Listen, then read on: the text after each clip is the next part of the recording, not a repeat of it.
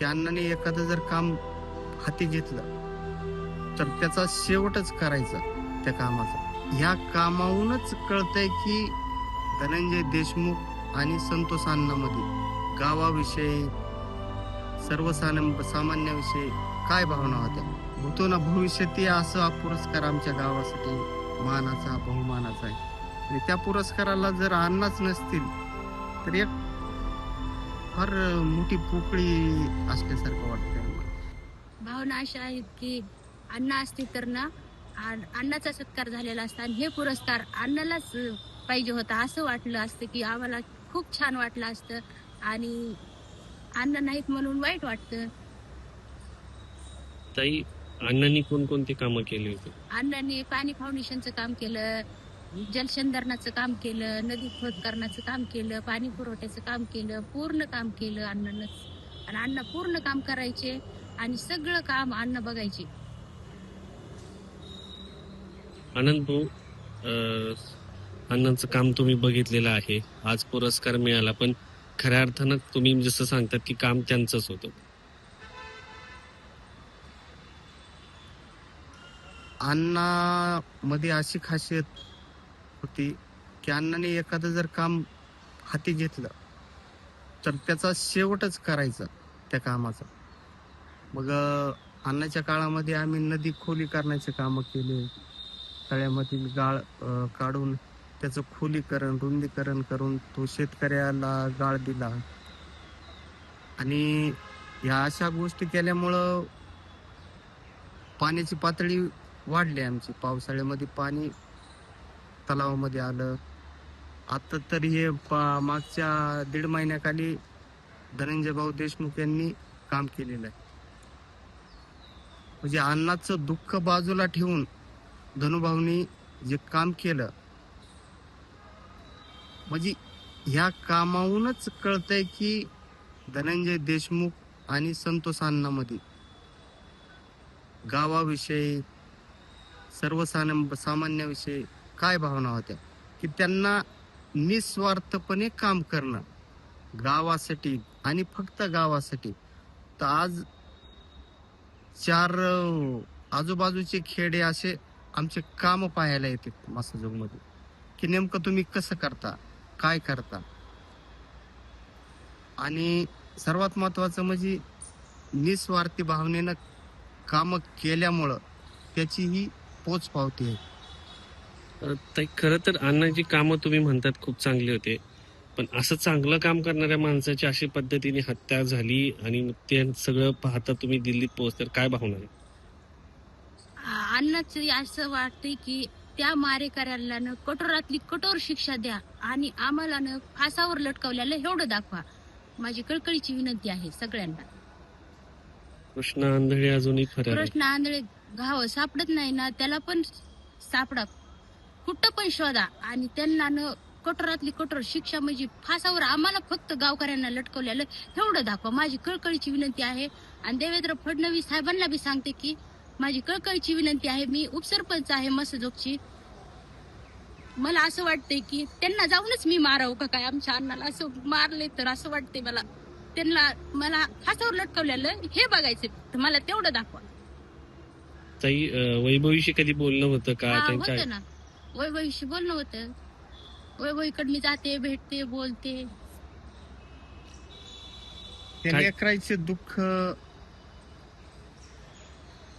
आता ते दुःख वैभवीला, विराजला, धनुबाईला आणि आमच्या आत्या आणि भाऊला, ताईचं तर दुःख सोडाच.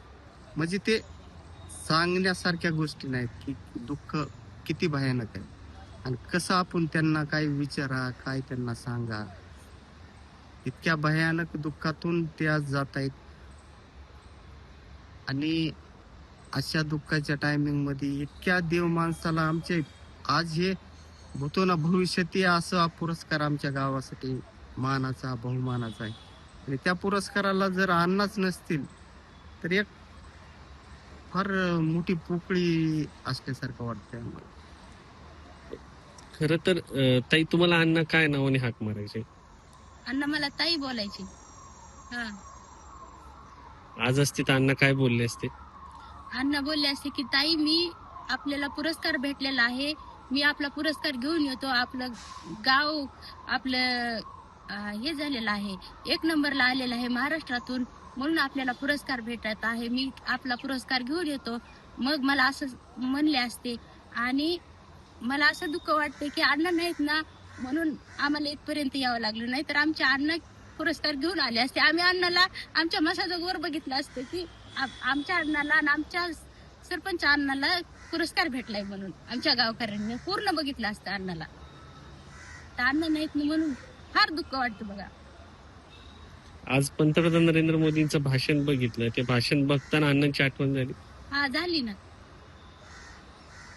पंतप्रधानचं भाषण ऐकून आमचे पूर्ण अण्णा काम करायचे. म्हणजे जसं मोदी सांगतील तसं करेल. हा करायचे. आता काय अपेक्षा आहे की तुम्ही महाराष्ट्रात जाल, तुम्ही लाल किल्ल्यावर आलायत, पण अपेक्षा काय आहेत महाराष्ट्रात?